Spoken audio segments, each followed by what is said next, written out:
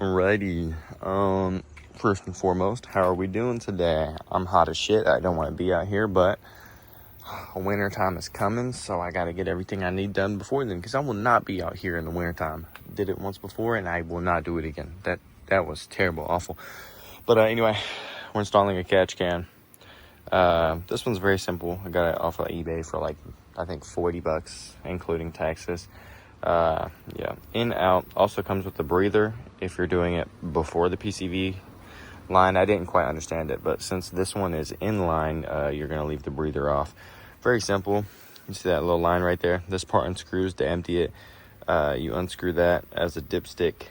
And yeah, also comes with some other stuff like hoses, and also a whole bunch of different fittings and clamps for like if you're gonna do, that's the filter, if you're gonna do like different sizes. Comes with a whole bunch of different sizes of these, but I just went ahead and put these on there because they're fairly small. Alrighty, another cool thing is I got my power steering pump installed, very nice. And then the other day my reservoir finally came in, so I got to put that on. But in regards to the oil pump on the GTO, well, this one's kind of specific because it's for when you swap over to the Ls1 intake, which is what mine's going to be for. I think it's similar with the Ls1, but anyway, it's going to be for this line to that line. This is the valley cover out, and that is the intake. So basically you're going to run a line from here to the inlet, and then from the outlet you're going to run it to this one. But first things first, you're going to want to find out where you want to mount this. I'm not going to lie to you, from what I'm looking at, there's like nowhere to mount this, so give me a second while I try to find a decent spot. Alrighty, I've got a couple options. We'll start with the easiest and laziest one that takes the least amount of hosing. Again, it's going to be on this side of the motor, the passenger side, so since there's no moving parts here, you really could just put your hose on there and then just set it down right here. You can literally just set it right there, hose in, hose out. And well, since it has two hoses hooked up and it's kind of balanced, it's not really going to move around from right here. You could also, if you wanted to make it a little bit more secure, you can tuck it in behind this. Sorry, I'm doing it with this one hand, so it's kind of hard. But you can use this battery cable to tuck it in like that, but that's like really sketchy because it's on the battery, and I honestly don't recommend doing it. For actual securing places, like to actually bolt it down using this right here, you have two options. You can either nice little spot, easy to drill, easy to get to. You can bolt it right here. And then you can take your hoses and you can run them over the top of the intake. I don't know if there's a limit to how long your hoses can be on your PCV system, but you can also put it on this side, assuming that it's not going to be getting in the way of my intake. But honestly, I think I'd rather just do it like right about here, because it keeps it out of the way of the coil packs and just generally out of the way. I'm gonna look up and see if there's a limit on how long those hoses can be, see if it causes any bad things, because yeah, it's not ideal. Or lastly, if there's enough hood space, you can take this one bolt, if you got a long enough bolt, and I guess you could just attach it right there. But no, that's stupid. I wouldn't do that. God, there's like really not a lot of places to put this, honestly, because I don't think I have enough hose. Because I mean, that's only about a foot of hose, and it's about a foot for one run.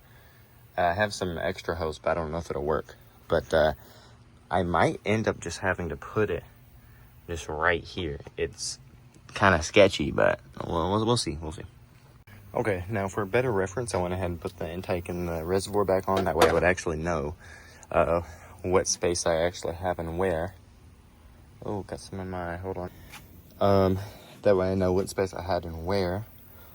And I've kind of chalked it up to, there's really only one place that I can put this, which is going to be either A, right here.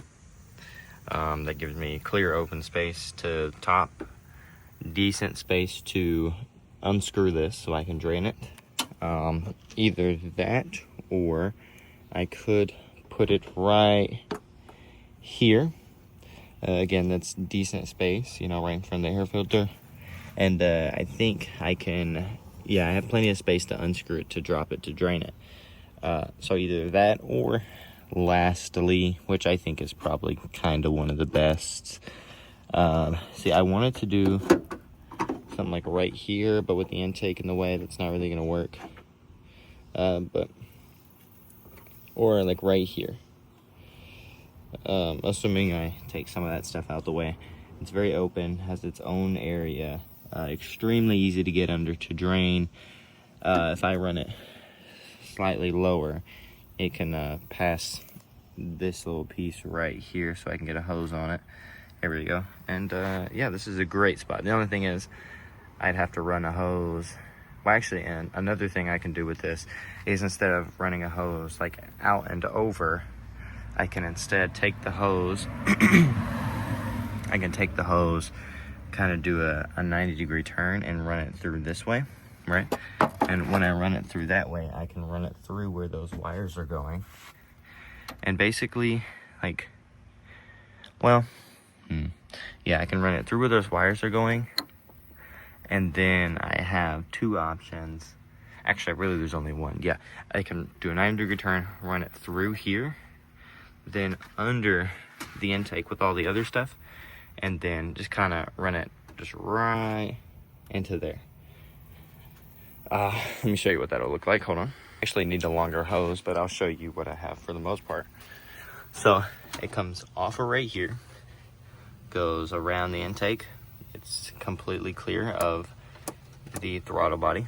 Comes down here, it's off the hose, off the belt, runs through here, comes under these lines, and basically it'll just come right through here. And say our catch can is here, and essentially it'll just run through here and into the catch can. I'm gonna see if I can find some longer hose to make that actually work. Give me a minute. Got my little spark plug city I got going on. Just imagine all these spark plugs are like a little skyscrapers. Yeah, pretty cool, right? Okay, so I got the hose ran. I had to use a bigger hose, which isn't very nice because it doesn't flex as good. But yeah, essentially it runs through there, and it'll loop back around here. The only problem is it's kind of a tough loop. And yeah, but I wanted to keep it nice and flat. That way, if there's any dips, there's no oil that collects in the bottom right there. And I was going to do that for the outlet side too. For the outlet side, I was actually going to run it out through that hole, under, and then bring it back up on this side of the airbox and then run it that way. But I was told that even condensation and oil can pool on the outlet side, and so it's best to just keep it flat. So I'll see if I can get that second hose prepared and ran before we move on to the drilling part. Okay, it took me a minute, but whew, I finally got it. All right, so both are hooked up. They come over here, they run along there, and then they come out and into there. All right. Now for the nitty gritty. We'll start with the bottom one first. The bottom one comes off of the valley cover down there. It runs up here, comes through here, right, locked into that thing right there, runs under these two, and then I ran it down basically through, well, it's just this line right here. It just runs through that little box right there. Okay, so it just runs right along the bottom. And then it comes up and around and then into there. Same thing for the other one. It runs up. I decided to run it under the lines, but it just runs right along in there. You can still see it through here, and then it comes back up. I ran it along the top side, and then over and around and into here. And then where I'm gonna bolt the catch can up is I'm gonna bolt it pretty much right here. I gotta go get the drill. And yeah, But oh boy, that was a lot of work, a lot of deciding, because I wanted to run it under, but I was like, I didn't want the oil to pool, oil, because you don't want oil to pool in the bottom. So I decided to run it just right through there. And I also don't like that it has to do this big turn, but I mean, there's like nowhere for me to mount it on the side here. I mean, of course, if I had like a little bracket that I was to bolt to here to like make a flat bracket, and then I kind of bolted it right there on the bracket. But I mean, even if I did that, the catch can's gonna be facing out like that, so it's not gonna work because it would be hitting into the intake. Yeah, all right, let me get the drill. It's gonna be difficult to do with one hand first. Now that you got everything set up and you find out where you want everything, got your hoses ran and everything, now we're gonna start the drilling process. So first, just hold your catch can up to wherever you want it, and then you're gonna take like a Sharpie or whatever and make a like I'll try to zoom in here. You can see those like kind of two divots, those two holes. Basically, make like a little Sharpie mark right next to where that hole is, and then that's where you're gonna drill. If you want to actually move the catch can a little over from where you're gonna plan on drilling, and then you make that mark, and so that way when you do drill, your catch can will actually be where you put those holes. So I'm gonna go get a Sharpie and make those holes real quick.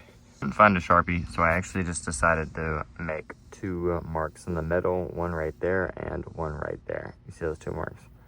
And then after that, you're gonna wanna go and get your drill set, and your drill, of course, and your catch can. And essentially pick out a drill bit and put them through the hole to find which one fits it best for your bolt size. Alrighty, now for this one, I've decided to use a 7/32, and you're actually going to do it just ever so slightly larger than what the hole is. Now, to be honest with you, this one actually fits perfectly. This is like the perfect size. The only thing is it doesn't, I do apologize for the off-angle camera here, but like it fits, but it's just barely too big to where it doesn't want to go in. But other than that, it's like the exact same size as the hole, and that's going to be what you want. Yeah, like it fits, but it doesn't. Alrighty. Now, of course, get your drill and get to drilling those holes. Now, I don't think I have enough space to drill this hole because this is a big-ass drill, but I'm going to see what I can make work. So I got the two holes drilled. I mean, they look straight, but I kind of had to drill them kind of at an angle like this instead of straight on. So, I mean, I'm hoping that doesn't really affect anything. Let's get our bolts here, see how they fit. And they fit really good. Just enough play. Well, they got quite a bit of play, but it's good that they have play. That way, since I drilled it sideways at an angle, it doesn't actually affect how it's going to bolt up. Alrighty, now this one is actually going to be a nut and bolt kind of ordeal. So I'm going to have to use a wrench to hold the bolt while I put it in with this side. Pretend there's like a wall in between this. I have to put a wrench on this side of the wall and screw it in with this one so that way it can actually tighten up. So let me try to get that done. So just a little, like for reference, we got our bolt there, and we have the nut on the back side, which is of course being held on by this to allow it to tighten. Now I kind of realized something, and that is that well, I can't get this off because it's like stuck in there. So yeah, but the good news is this bracket is only actually attached up here, which means that the whole catch can move upward with enough force. If you kind of look there, see how it moves. So with a little bit of prying, I should be able to get this off. And actually, hold on, now that I think about it, I remember that the catch can actually unscrews here, and so when I unscrew it, it exposes the back of the doohickey, which means that I should be able to, look at that, I'm brilliant, and then we can just simply screw that back on there. Look at that. solid. All right, and that is it.